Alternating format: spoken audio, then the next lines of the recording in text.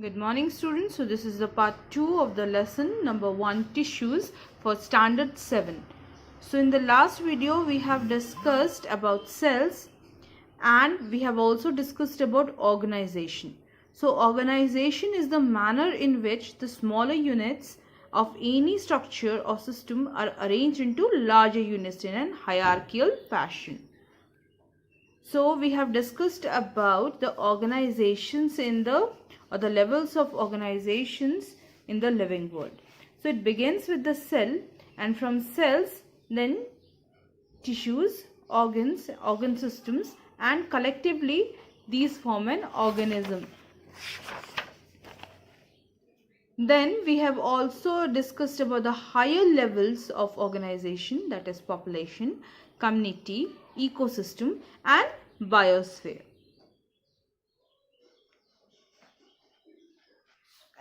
We have also seen the levels of organization in plants, and now we will begin the next level of the organization, that is tissue.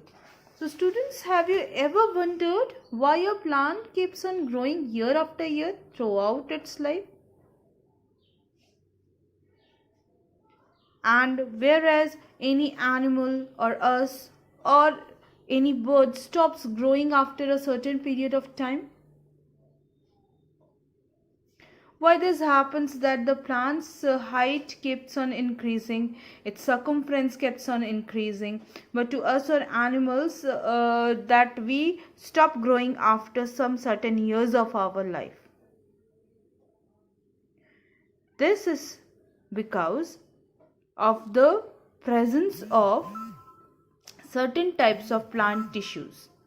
Now let's discuss the types of the tissues. So plants tissues are divided into two types: meristematic tissue and permanent tissue. So as the name suggests, meristos, it is taken from a Greek word which means to divide. So meristematic tissues are the tissues which are responsible for the growth of the plant. So meristematic tissues are formed of actively dividing young cells, and these young cells keep on adding the new cells in the plant throughout the life of the plant. So these are responsible for the growth of the plant.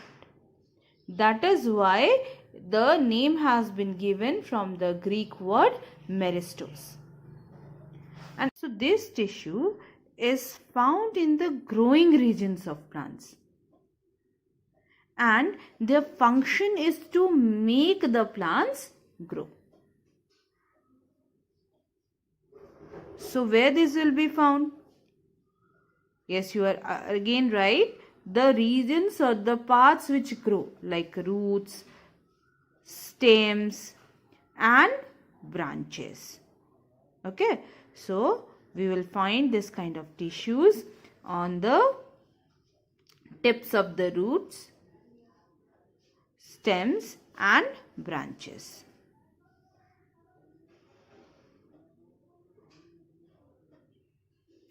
Okay, so now let's see the characteristics of these tissues. Okay, so we have learned that meristematic tissues divide and responsible for the growth of the plants, and these are found in the growing regions or the tips of the plant. Now you see the diagram which shows meristematic tissues. You can see the cells of the meristematic tissues. Yeah, the cells are very small, and if you will see the size or the shape of the cells, so these are cubical in shape. See in this diagram, it becomes more clear that the cells of meristematic tissues are oval, small or cubical and have very thin walls.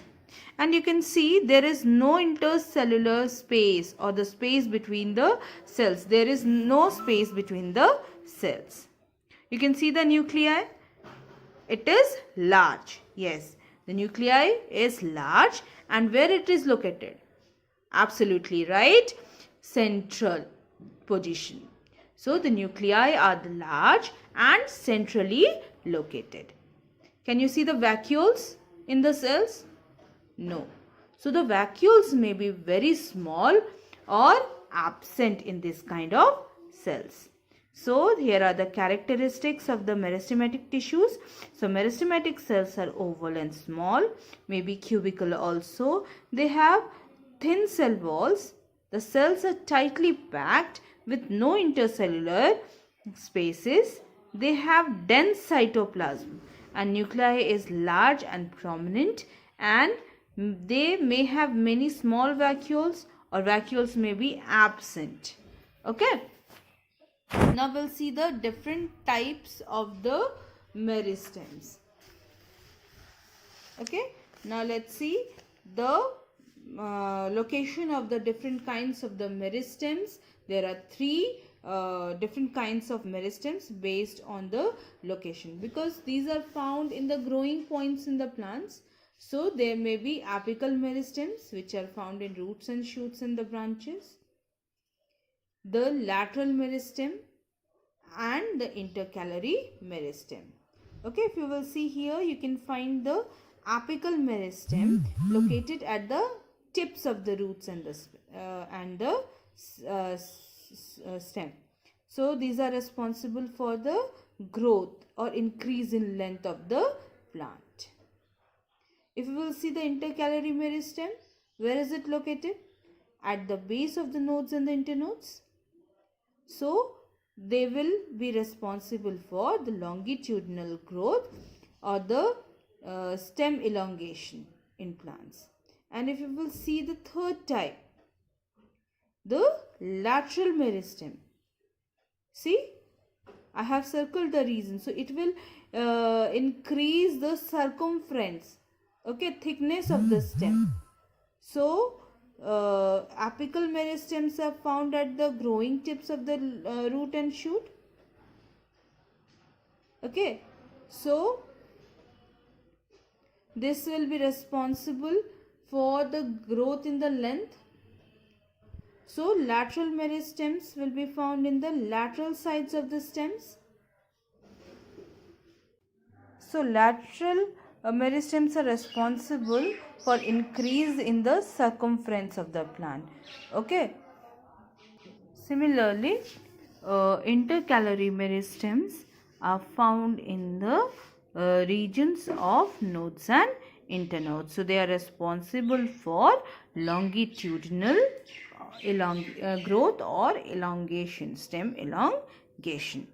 So if we will discuss about the functions of the meristem. So meristem helps the plants to grow in length as well as in thickness or girth. And the new organs, all the new organs like buds, flowers, and the new leaves and branches arise by the new cell formation, and these cells are formed by the division of the meristematic cells. Now let's see the second type of the tissues. Those are permanent tissues. But before that, there is an activity. If you to study the activity of the apical meristem, so what you have to do, you need to soak some dry seeds of the green gram overnight in a bowl. Now next day, when you will drain out the water completely and the cover the seeds with the moist cloth for 2 or 3 days, you can observe sprout. So it is one radical, white colored radical. So these tip of the radical is formed of the apical meristem. Okay, because it grows very fast, and if you will keep on keep the seeds in the wet clothes, you will see how fast the radical grows. Now let's discuss the second type of tissue, that is a permanent tissue.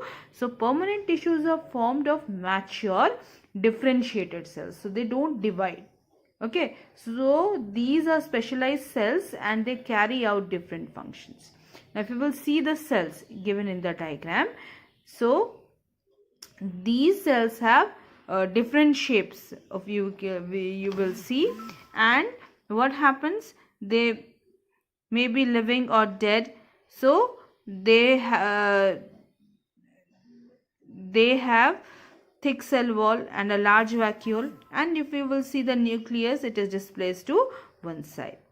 Now we'll see the differences between the meristematic tissues and the permanent tissues. So in the meristematic tissues, cells are young and undifferentiated.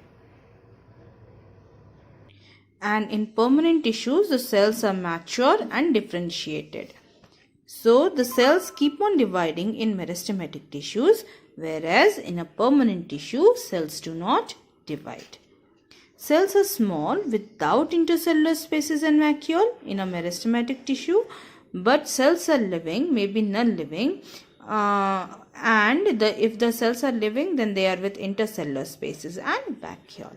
So here you will find a thin cell wall and you will find a thick cell wall in the meristematic tissue, permanent tissues.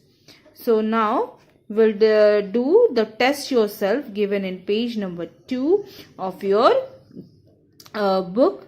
So we have discussed about the permanent tissues and the meristematic tissues and the difference between them. We'll learn about them in detail in our next video. So now let's see, test yourself. So the fill in the blanks. First number, the zygote divides continuously to produce millions of cells. So first answer will be zygote. Let's see the second one. The cells of the meristematic tissues are small and you will write cubical. Okay, this is given in your book, so you will write cubical. In the third one, the lateral meristem is responsible for